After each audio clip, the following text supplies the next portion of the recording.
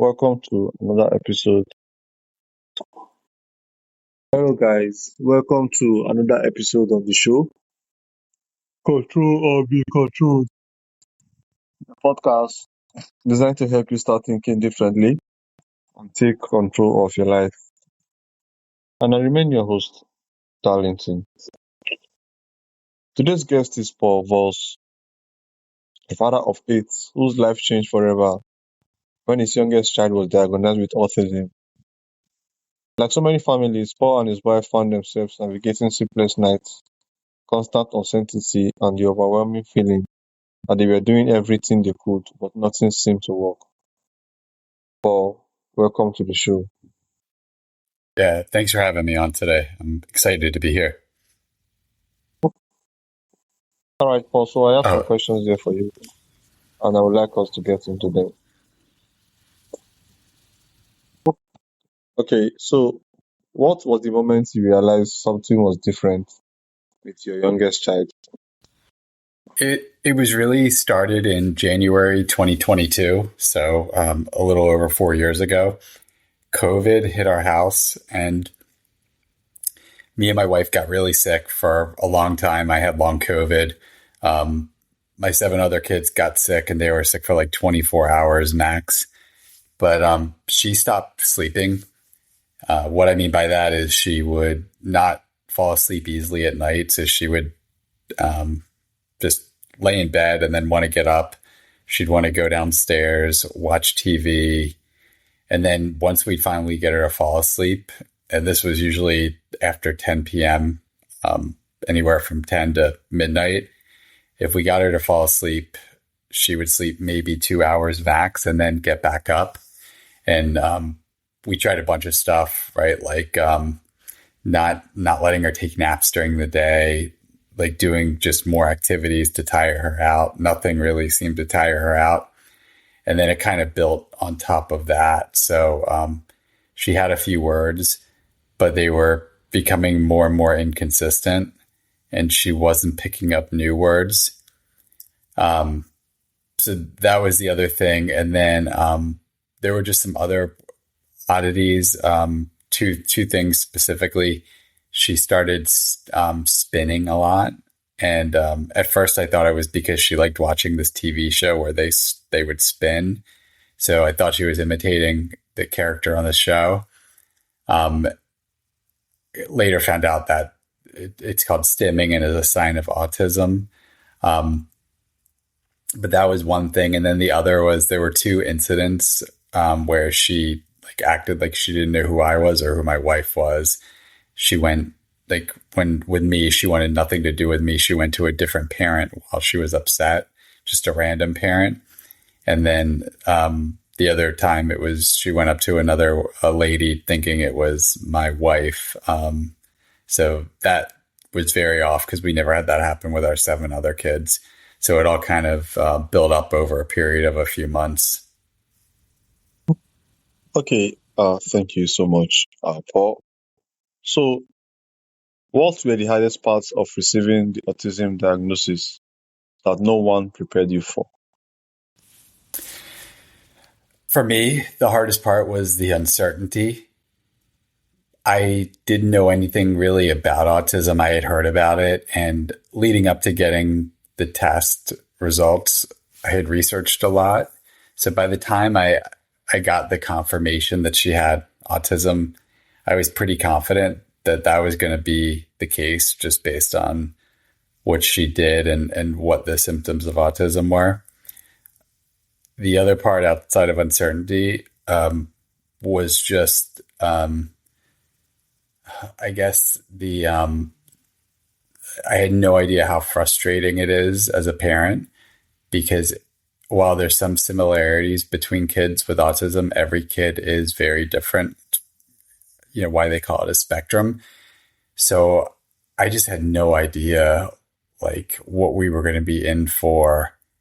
And the inability to be able to help your child is so hard and frustrating because every parent wants to help their child and help them be successful and succeed. And to just sometimes feel like you're not it's just hard. You feel like a failure a lot, and you feel like you let your child down. So those were the hardest parts. Thank you so much, Paul. It's not easy. I know. I think I have a cousin who has autism. I'm not his direct family. I'm his cousin, but I know it's hard even as a cousin. So I can understand how you receive that as well. So sleep deprivation is something many autism families experience. How did the lack of sleep affect you personally and your marriage and as well family? The lack of sleep really made me frustrated and have a short temper.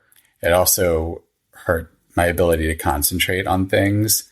I had to work, everything took longer, right? Because I'm not able to focus as much as I normally am.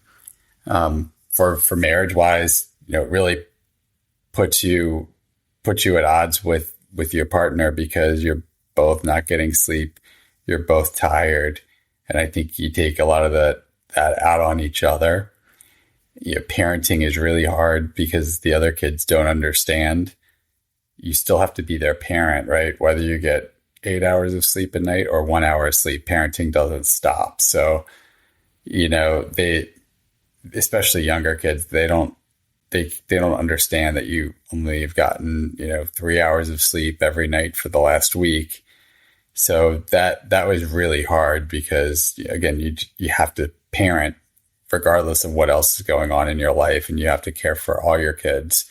So that was definitely the hardest part, is just trying to show up every day and do what you need to do as a husband, a parent, all aspects of your life. You can't fully function on, especially, maybe one night of 3 hours of sleep, you're going to be fine. But when that carries on for weeks, it's really, really hard to be able to do what you need to do every day. So, Paul, is it like a case of everyone trying to show extra care to the person? Oh, I'm sorry. Can you repeat that question? So I said, is this like a case of everyone trying to show extra care to the person that was diagnosed? It definitely is. You definitely give a lot more attention to the child that needs it, and it's you have to be really intentional with your other kids to make sure you're giving them the same attention that you gave before, or not making them feel isolated. So, like, what we would do a lot of the time is, if we were taking our daughter somewhere for like therapy or treatment, build a family trip around it, or take just some of the kids and let them pick out things they want to do while we're there. So you just try to incorporate the treatment and therapy as much into your schedule and make it not feel like a burden for your other children. All right, thank you so much, Paul. So I wanted to ask, initially, was it that you had given birth to 8 kids already before your kids got diagnosed, or after your kids got diagnosed, you decided to give birth to more children? I'm just wondering. Yeah, it's a really good question, actually. So we had our 7 kids, and then we had our 8th kid, and after we had our 8th, she was diagnosed. So it was our youngest. So prior to that, with the 7 other kids, we did not have any autism diagnosis, or have a really good understanding of what autism was.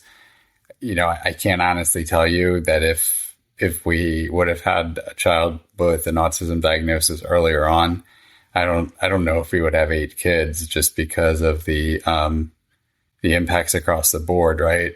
Emotionally, mentally, financially, like it's a lot. So it was our last child that we had, that happened to have the diagnosis.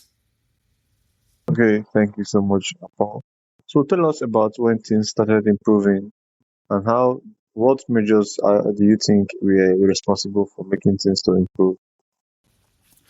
Yeah, and that was really why I wrote my book. I wanted a book that I felt like would have helped me when I first, either leading up to the diagnosis, because as I mentioned before, I knew we were going to get an autism diagnosis, or I was at least confident that we were going to.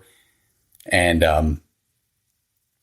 I remember being so overwhelmed with all of the information out there. And there's a lot of people that just sell stuff to make money off autism. So, there's all these sprays and stuff, and they'll tell you like, oh, it'll heal autism. And that hasn't been my experience. So we found some things, and I'll preface this with like, we're still not where we want to be, but we have made improvement.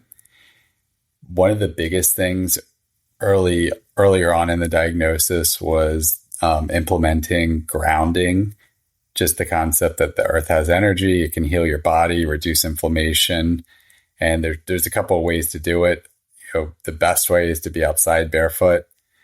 But there's also grounding mats you can buy and put on your bed. And we ended up doing that.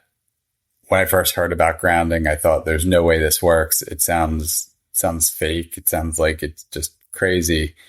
And then I ended up reading a book on it. And after I read the book, I would tell you, I was like bought into it. And I'm like, this sounds legit. I got to try it. We bought a grounding mat. The first night we did the grounding mat on her bed, she slept 6 hours straight. And that continued. So that had an immediate impact. Some of the other things we did that really helped were CBD oil. So she would make us carry her. So she could walk, but she would make us carry her everywhere. Like even for a walk around the block, we'd carry her 80% of the time on the walk. And it obviously kept getting harder and harder as she got older. It's a lot easier to carry a 3-year-old around than a 5-year-old. And the first day we gave her the CBD oil, she started just walking everywhere on her own, whether it was the grocery store, really just everywhere. So that was another big one. Removing screens helped a ton. So she would have meltdowns a lot, and the meltdowns wouldn't be for like a minute. Some of them would go for like 20 minutes where you're sitting with her trying to help calm her down.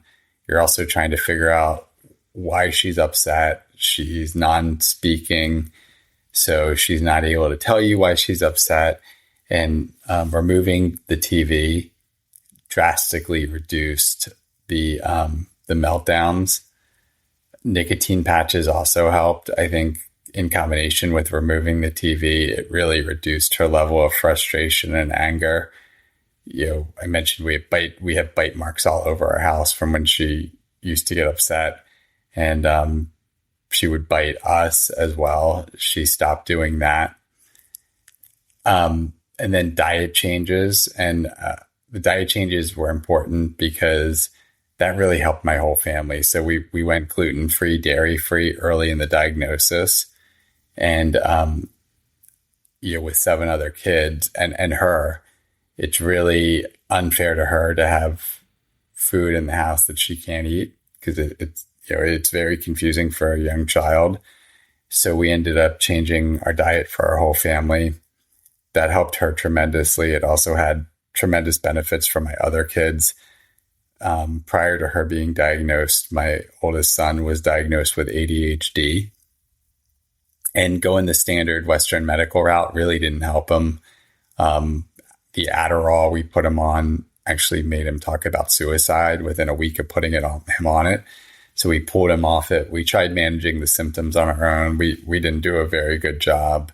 But the diet changes had a huge impact on him as well, where he no longer has an ADHD diagnosis and he's an honor student. So those were some of the changes we made. I talk about more in my book, but part of the reason, again, I wrote the book was first, like, I wish I had this book when I first got my diagnosis.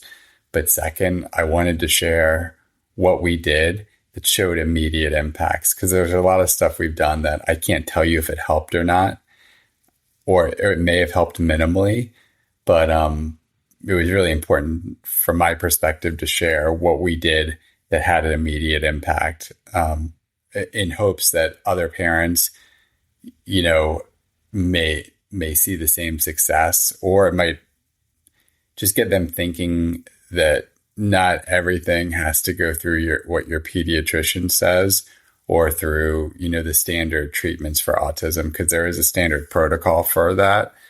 A lot of it involves what's called ABA therapy. But when you research the success rates of ABA therapy, I haven't found a success rate there.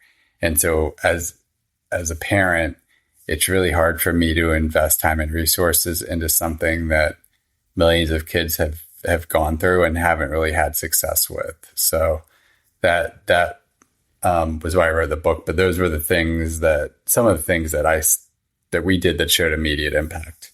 Again, we did a lot more, but I didn't talk about the things that either showed minimal impact, or we kind of are still uncertain whether or not it helped. Okay, Paul. So if a parent just gets the news right now that their child has autism, what would you want them to know? Wow. I think it's important for them to know that things are going to be hard. There's going to be a lot of confusion, a lot of frustration. I would say, as the parent, it's normal to feel like you failed your child. You didn't at all. We live in an environment that we're just constantly being poisoned. Whether it's what you're putting in your body, what you're surrounded by, just everything, food, cleaning supplies, light bulbs.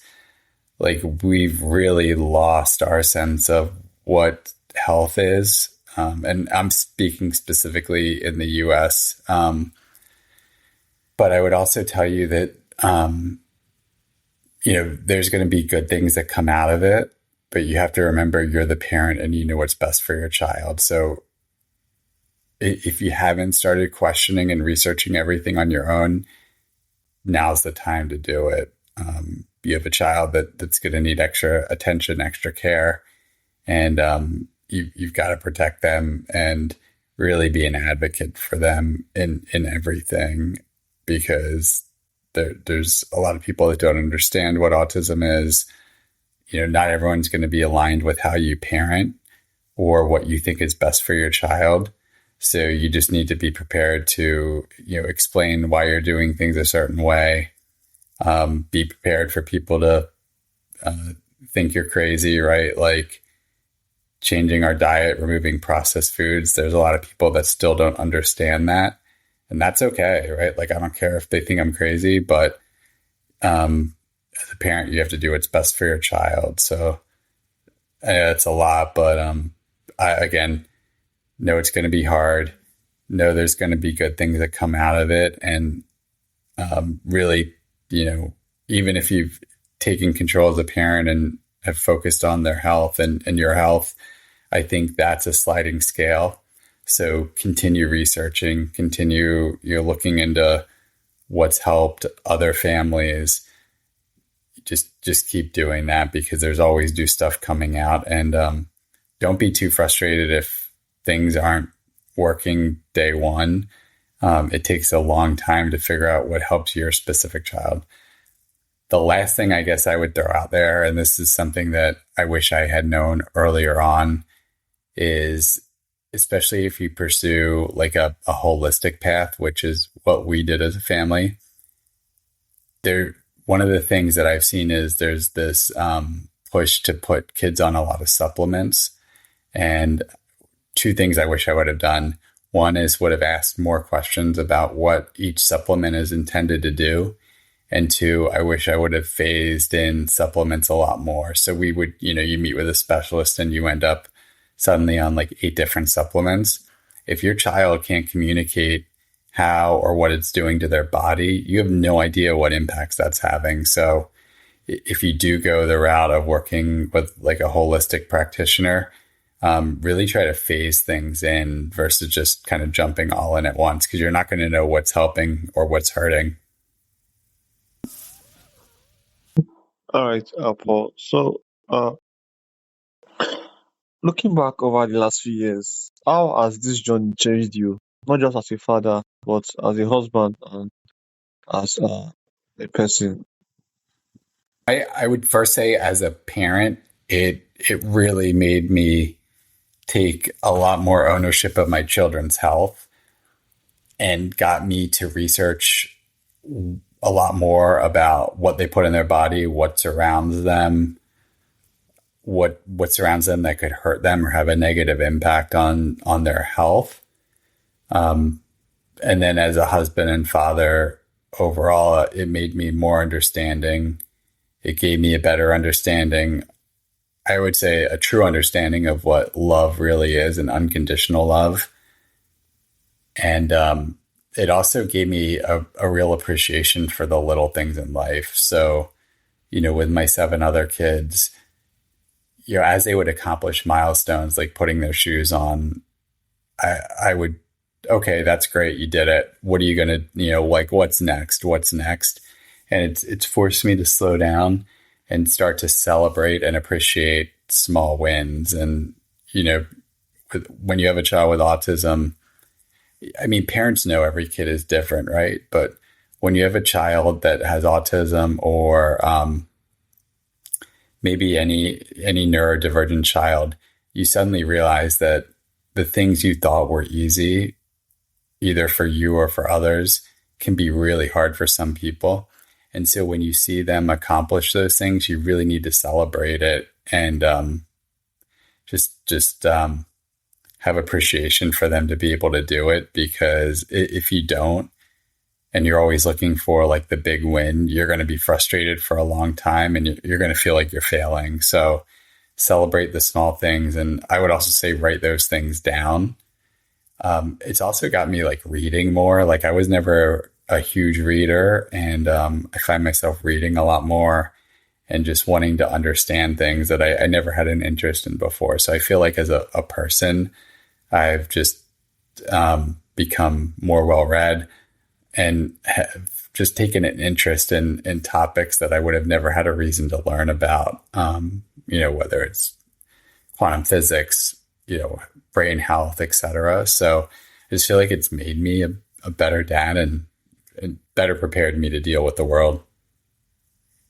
Here is my final question for you, Paul.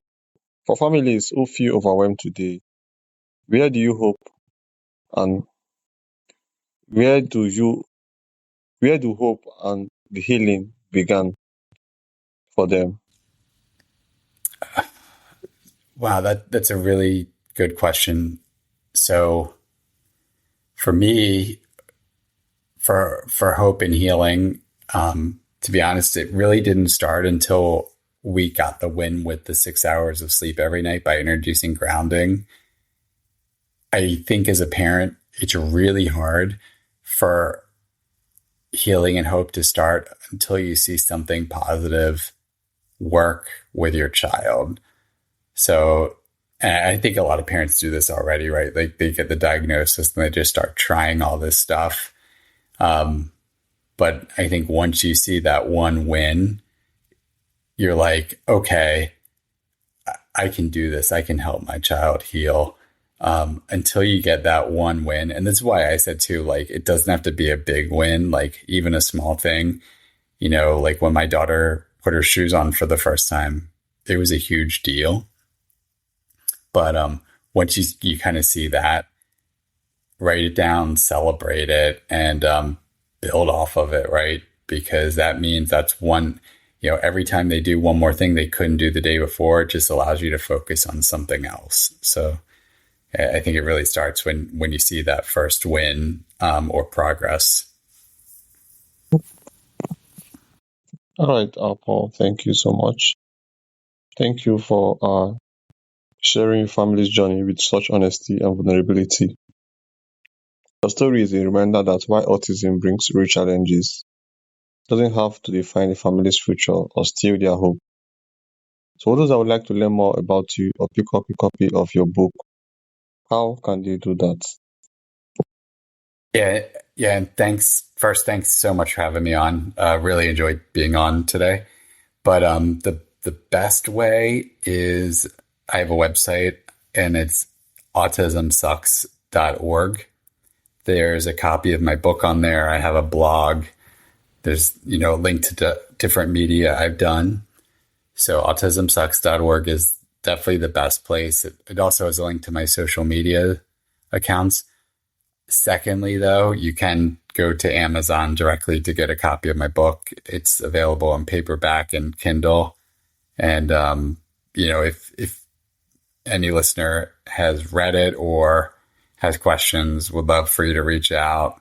But, I've had other parents tell me it's really helped them and given them some different ideas to try. So, and again, I really wrote this book, the book that I wish I had when my child first got the diagnosis.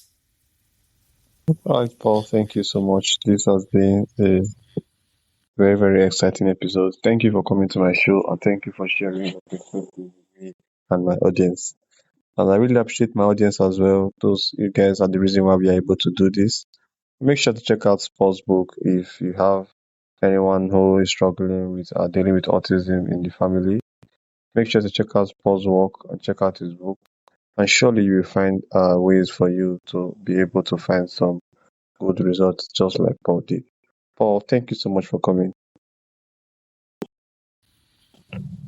All right, Paul, thank you so much for coming to Control or Be Controlled. Oh, yeah, thank you. And do have a wonderful day ahead. You too. Thank you.